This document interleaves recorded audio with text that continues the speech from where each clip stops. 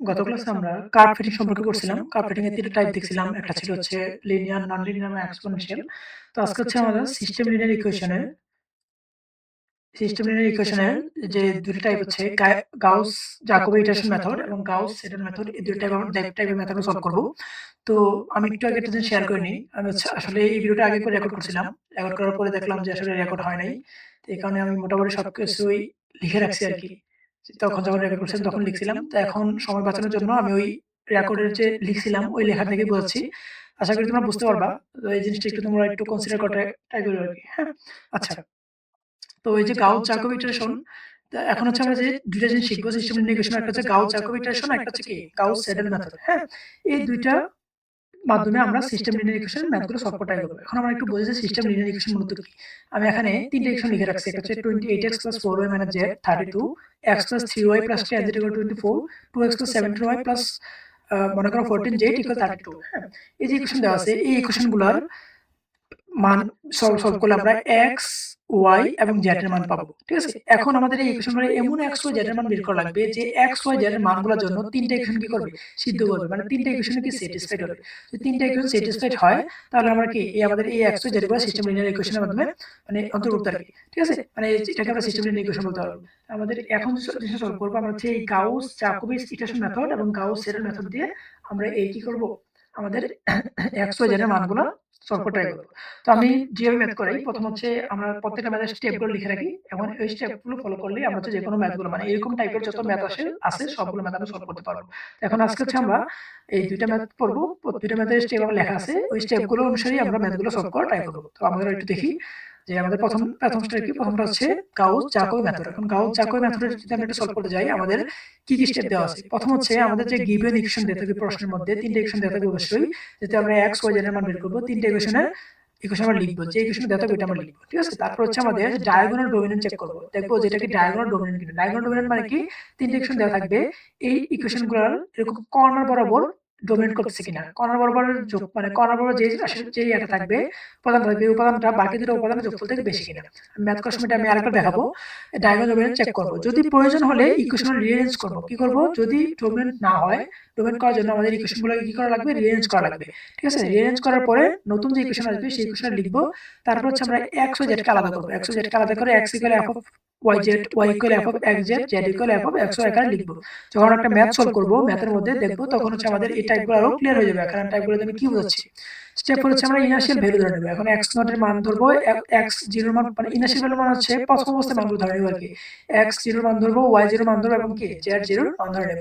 এবং স্টেপ 5 এ কি করব? প্রথম ইটারেশনের পুরাতন ভ্যালু ব্যবহার করে x1, y1 এবং z1 এর মান বের করব। মেইন কথা হচ্ছে আমাদের যে x যে মানটা ধরে নিয়েছি 0, y0 এবং z0 এগুলোর মান ব্যবহার করে আমরা x1, y1 এবং z1 এর মান বের করব।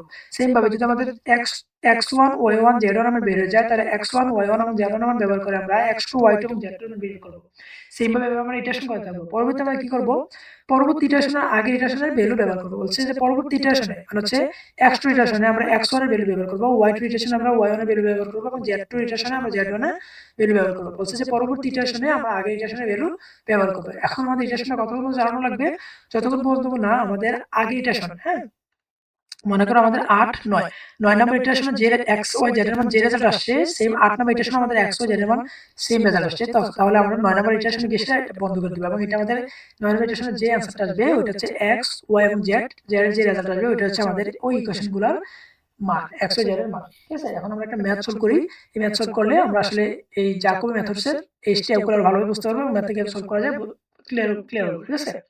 আচ্ছা, এখন বলছে এখানে একটা ম্যাথ দেওয়া আছে। ম্যাথটা কি বলছে যে solve the following system linear equation using কি গাউস জাকোবি মেথড। গাউস জাকোবি মেথডের মাধ্যমে সিস্টেম লিনিয়ার ইকুয়েশনটা কি করতে বলছে? সলভ করতে বলছে। এবং তিনটা ইকুয়েশন দেওয়া আছে। একটা হচ্ছে 20x plus 4y minus z equal 32, x plus 3y plus tan z equal 24, 2x plus 17y plus 4z equal 35। তো এটা হচ্ছে দেওয়া আছে। তো আমরা কি বলছিলাম প্রথম স্টেপে বলছিলাম যে আমাদের গিভেন ইকুয়েশন লিখব। হ্যাঁ? যদি আমরা গিভেন ইকুয়েশনটা লিখি তাহলে আমাদের গিভেন ইকুয়েশনটা কি হবে? আমাদের গিভেন ইকুয়েশনটা হচ্ছে এটা যে 20x + 4y - z। হ্যাঁ, এটা হচ্ছে গিভেন ইকুয়েশন। এগুলো আমরা গিভেন ইকুয়েশন দিয়ে আমরা এক নম্বর ইকুয়েশন লিখে ফেললাম। ঠিক আছে? তারপর আমরা দেখব এটা কি ডায়াগোনাল ডোমেইন কিনা। এখন ডায়াগোনাল ডোমেইন কিনা এটা বোঝার জন্য আমরা কি করব? আমরা প্রথমে একটা ম্যাট্রিক্স আকারে লিখব 28। হ্যাঁ? তারপর লিখব হচ্ছে 4, তারপর হচ্ছে -1, তারপর দেওয়া আছে কি x, x মানে হচ্ছে 1, তারপর হচ্ছে 3, তারপর হচ্ছে 10 এবং দেওয়া আছে 2, 17 এবং 4, হ্যাঁ? যদি এরকম থাকে তাহলে আমাদের দেখা লাগবে যে আমাদের যে ডায়াগোনাল যেটা থাকবে এই রেখা বরাবর যে রেখা এই রেখা বরাবর যে সংখ্যাগুলো থাকবে এই সংখ্যাগুলোর পাশের দুইটা মানে বাকি দুইটা উপাদানের যোগফল থেকে বেশি হওয়া লাগবে। যদি যোগফল থেকে বেশি হয় তাহলে এটা ডায়াগোনাল ডমিনেন্ট। যেমন এখানে 28 এই 4 এবং 1 থেকে 1 এর যোগফল থেকে বেশি। আবার এখানে কিছু 1 আছে 10 আছে 1 আর 10 থেকে কিন্তু 3 বড় না, মানে 1 প্লাস 10 যদি আমরা যোগ করি তাহলে এটা থেকে কিন্তু আমাদের 3 কি হয় না, বড় হয় না। যেহেতু বড় হয় না তাহলে এটা কি বলবো না, ডায়াগোনাল ডমিনেন্ট না। তাই আমাদের এটাকে কি করা লাগবে, রিঅ্যারেঞ্জ করা লাগবে। রিঅ্যারেঞ্জ করে আমাদের ডায়াগোনাল ডমিনেন্ট করা লাগবে, তারপর হচ্ছে আমাদের এই ম্যাথটা সলভ করা লাগবে। এবার এটা রিঅ্যারেঞ্জ করে ডায়াগোনাল ডমিনেন্ট করি তাহলে আমরা কি করব, তাহলে দেখো আমরা প্রথমে এখানে কি লেখা আছে, এই যে we observe that the given SLE is not diagonal dominant, যেহেতু diagonal dominant না, তাহলে আমাদের এটা কোশ্চেন কি দেওয়া আছে, কোশ্চেন দেওয়া আছে যে এটা যদি আমি ম্যাট্রিক্স এর লিখি যে 28 এই 28 4 1 1 3 10 2 17 4, এটা হলো 32 24 এবং 35 দেওয়া আছে। যেহেতু ডায়াগোনাল ডমিনেন্ট না, মানে হচ্ছে এখানে 1 আর 10 যোগ করে 3 থেকে ছোট হচ্ছে, 3 থেকে ছোট হচ্ছে না, 3 থেকে মানে 3 এর মানটা 1 আর 10 থেকে বড় হচ্ছে না, সেই কারণে এটাকে ডায়াগোনাল ডমিনেন্ট করার জন্য রিঅ্যারেঞ্জ করা লাগবে। এখন আমরা রিঅ্যারেঞ্জ কিভাবে করতে পারি, আমরা আমাদের রো গুলো এক্সচেঞ্জ করে, যে রো থাকবে রো গুলো এক্সচেঞ্জ করে রিঅ্যারেঞ্জ করতে পারি। এখানে একটা রো আছে, একটা রো আছে এবং একটা রো আছে, তিনটা রো, যদি তিনটা রোর মধ্যে কোন দুইটা রো বা কোন রো গুলো এক্সচেঞ্জ করলে আমাদের ডায়াগোনাল ডমিনেন্ট হয় সেটা খেয়াল রাখতে হবে। আর এখানে যদি খেয়াল করি, আমরা যদি এই রোটা এখানে নেই এবং এই রোটা এখানে আনি তাহলে আমাদের ডায়াগোনাল কি হচ্ছে, ডায়াগোনাল ডমিনেন্ট হচ্ছে। মানে হচ্ছে আমরা যদি এই যে 2 17 4 উপরে থাকে আর 1 3 10 নিচে থাকে তাহলে ডায়াগোনাল ডমিনেন্ট হচ্ছে। তাহলে দেখো কি হচ্ছে, যে 28 4 এবং 1, দেখো 4 প্লাস 1, হ্যাঁ এটা অবশ্যই কিন্তু মডুলাসের ভিতরে থাকা লাগবে। এই দুইটা থেকে কি বড় হচ্ছে, 20 28, মানে 28 বড় হচ্ছে, ঠিক আছে। আবার এদিকে কি দেখো 7 বড় হচ্ছে কিসে থেকে, 7 বড় হচ্ছে 2 প্লাস 4 থেকে, ঠিক আছে। আবার এদিকে দেখো 4 প্লাস -1 কিন্তু এটা, হ্যাঁ -1 বা +1 এর ম্যাটার করে না, কারণ হচ্ছে মডুলাসের ভিতরে চলে যায়, তো এই কারণে। আচ্ছা এদিকে কি 1, হ্যাঁ প্লাস 3, এটা থেকে কি বড়, 10 অবশ্যই বড়। বুঝতে পারছি। তাহলে এটা এখন কি হচ্ছে, ডায়াগোনাল ডমিনেন্ট হচ্ছে। ডায়াগোনাল ডমিনেন্ট হওয়ার পরে যে ডায়াগোনাল ডমিনেন্ট করলাম, কি করলাম, রো 2 নম্বর রোর সাথে 3 নম্বর কলাম চেঞ্জ করলাম, তো এখানেও 2 নম্বর রোর সাথে 3 নম্বর কলাম চেঞ্জ হবে, মানে এটা এভাবে এটা এভাবে, এদিকে এটা এদিকে হবে এটা এদিকে হবে। আশা করি আমরা এতটুকু বুঝতে পারছি। যদি এতটুকু বুঝতে পারি আমাদের ডায়াগোনাল ডমিনেন্ট করা শেষ। যদি আমরা ডায়াগোনাল ডমিনেন্ট করার পরে আমাদের কি করা লাগবে, আমাদের হচ্ছে এই যে আমরা যে নতুন ডায়াগোনাল ডমিনেন্ট করার পরে যে নতুন ম্যাট্রিক্সটা পাইছি ওই ম্যাট্রিক্সটা কি করা লাগবে, ওই ম্যাট্রিক্সটা আমরা ইকুয়েশনে লিখব। ইকুয়েশনে কি করব, এখানে দেখে দেখে লেখা যায় 28x plus 4y minus z, যে 28x plus 4y minus z equal to 32, তো 2x plus 17y plus 4z কত 35, x plus 3y plus 10 z equal to 24, এই যে এগুলো আমাদের ইকুয়েশনগুলো এত পর্যন্ত লিখলাম, ঠিক আছে। লেখার পর আমাদের কি বলছে, আমাদের পরের স্টেপে যদি দেখি, বলছে যে আমাদের x ও z কে আলাদা করা লাগবে। x equal f y এর ফাংশন লেখা লাগবে, মানে x y z কে কি করা লাগবে, আলাদা করা লাগবে। যদি আমরা x y z কে আলাদা করি তাহলে দেখো এখানে যদি আমরা x আলাদা করি তাহলে কি হয়, এবার আমি এটা একবার করে দেখাই। এটা আলাদা করে তাহলে কি হবে, 28x ইকুয়াল 32, মানে x টা আমরা একপাশে রাখবো আর কি, 32 মাইনাস 4y প্লাস কত z, ঠিক আছে। তাহলে যদি আমরা x আলাদা করি তাহলে কি যায়, 1/28 32 মাইনাস 4y প্লাস z, ঠিক আছে। আশা করি আমরা বুঝতে পারছি যে কি করছি। এই সেম ভাবে দেখো এটা x 1/28 32 minus 4y plus z, এমন ভাবে আমরা সেম ভাবে y z সবগুলো আলাদা করব, ঠিক আছে। আমাদের যে আলাদা করা শেষ, আলাদা করার পরের স্টেপ কি, আলাদা করার পরের স্টেপ হচ্ছে আমাদের ইনার্শিয়া বের করতে হবে। ইনার্শিয়া বের কি করবে, x not equal 0 y not equal 0 এবং z not equal 0, সেম ভাবে x not y not equal z not এর মান কি ধরলাম, 0 ধরলাম, এবং এটা কোথায় বসানো লাগবে, 2 নাম্বার 3 নাম্বার এবং 4 নাম্বার ইকুয়েশনে বসানো লাগবে। তাহলে আমরা দেখি যে 2 নাম্বার 3 নাম্বার 4 নাম্বার ইকুয়েশনে বসাই, তাহলে আমাদের কি শুরু হবে, ইটারেশন শুরু হবে। তাহলে আমাদের কি করা লাগবে, ইটারেশন 1 কি, ইটারেশন এই যে এখানে ইটারেশন শুরু, ইটারেশন 1 কি x1 ফর্মুলা কি ছিল, 1/28 32 মাইনাস 4y প্লাস z, তাহলে 4y মান কত 0, z এর মান কত 0, এখন আমরা কি x এর মান পাইছি, x1 এর মান পাইছি, y এর মান কত 1/17 35 মাইনাস কি 2x minus 4z, নাকি। তাহলে এখানে 2x হচ্ছে 0, 4z কত 0, তাহলে আমরা কত পাই 2.05 হিসাব করি। আর z1 এর মান পাবো সেম ভাবে, z1 এর মানগুলো যে x এবং y এর মান যদি বসাই তাহলে আমরা কি পাবো, z1 এর মান পাবো, প্রথম অবস্থায় 0 বসাইছি, ঠিক আছে। এবার দেখো আমরা x1 y1 আমরা z এর মান পাইছি না, এই মানগুলো আমরা পরবর্তীতে x y এবং z এর জায়গায় বসাবো। এবার দেখো x2 ক্ষেত্রে কি হচ্ছে, x2 ফর্মুলা কি ছিল 32 4y z, তাহলে এখানে কি হবে 32 4y, 4y মান কত, এই যে y মান কত এটা না, এই y মানটা আমরা এখানে বসাইছি, y z, z এর মান কত 2.4 আমরা এখানে বসাইছি, বসাবো আমরা কি পাইলাম, x2 এর মান পাইলাম, ঠিক আছে। সেভাবে y2 এর ক্ষেত্রে কি y2 এর ফর্মুলা কি ছিল 35 মাইনাস 2x মাইনাস 4z, তাহলে আমরা 2x minus 2 into x, x এর মান কোনটা, x এর মান হচ্ছে এটা আমরা বসাইছি, ইনটু 4z, 4 এর মান 2, z এর মান কত 2.4, এটা বসানোর পর আমরা y2 এর মান এটা পাইছি। সেম ভাবে z3 এর মান আমরা এটা পাইছি। যখন আমরা ইকুয়েশন 3 নাম্বার যাব তখন হচ্ছে আমরা x x3 x4 x4 এর ক্ষেত্রে আমাদের হচ্ছে x2 মানে x3 y3 এবং z3 এগুলোর ক্ষেত্রে আমরা x2 y2 এবং z2 এর মান বসাবো।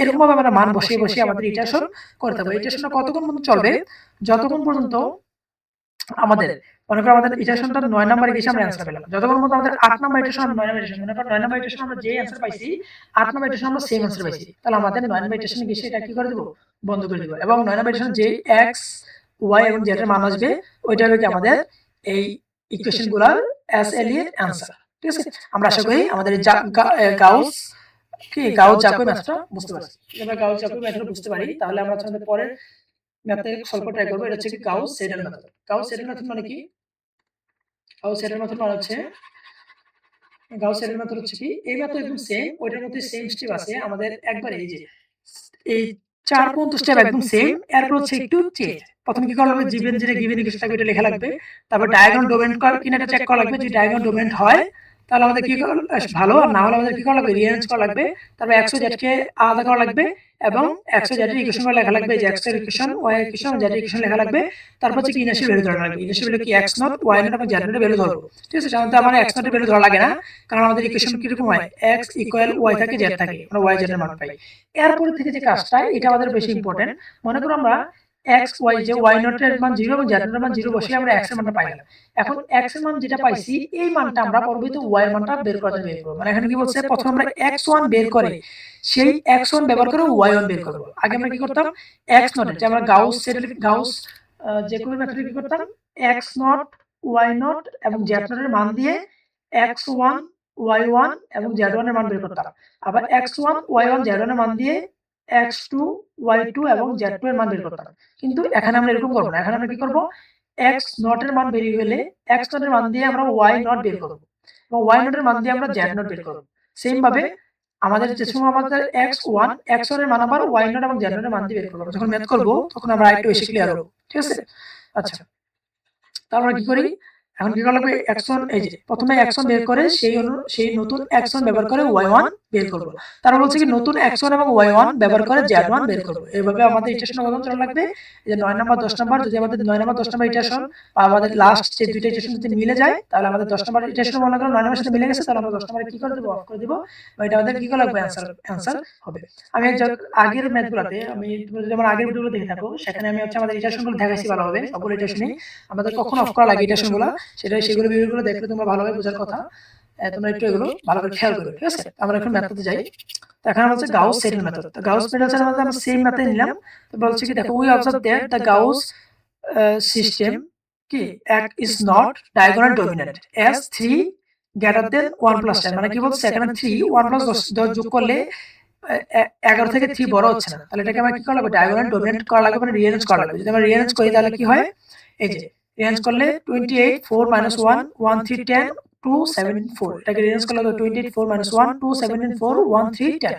ঠিক আছে, তো আমি একটা কথা বলে রাখি, আমি খুব ফাস্ট কথা বলি তো তোমাদের বুঝতে একটু অসুবিধা হতে পারে, তোমরা একটু 0.75 দিয়ে দেখা ট্রাই করো। আর পরীক্ষা আগে তো আমাদের অনেক ফাস্ট না কথা বলে আমি সবগুলো ভিডিওতেও কভার করতে পারবো না। আচ্ছা, তারপর হচ্ছে কি এখন আমাদের এতটুকু শেষ, তারপর আমাদের ইকুয়েশন গুলো, এই যে এই ম্যাট্রিক্সটা থেকে আমরা কি করব, ইকুয়েশন আমাদের এতটুকু পর্যন্ত, মানে এই যে ইকুয়েশন বের করা পর্যন্ত আগে যে ম্যাথটা করছি একদম সেম ম্যাথ, ইকুয়েশন বের করা পর্যন্ত কোনো ধরনের সমস্যা নাই। ঠিক আছে, যে কি করবে, যে আগে যেভাবে করছি গাউস তোমার হচ্ছে গাউস জ্যাকোবি যেটা এটা সেম নিয়মে এতটুকু পর্যন্ত বের করব। ঠিক আছে, এতটুকু বের করার পরে আমরা কি করব, যে let the initial value of y not z not equal 0, আমাদের কি বলছে y নট এর মান এবং z নট এর মান আমরা 0 করতেছি। আমরা x এর মান কেন 0 ধরলাম না, কারণ দেখো আমরা যখন x এর মান বের করব তখন আমাদের এখানে কোনো x নাই, y এবং z আছে।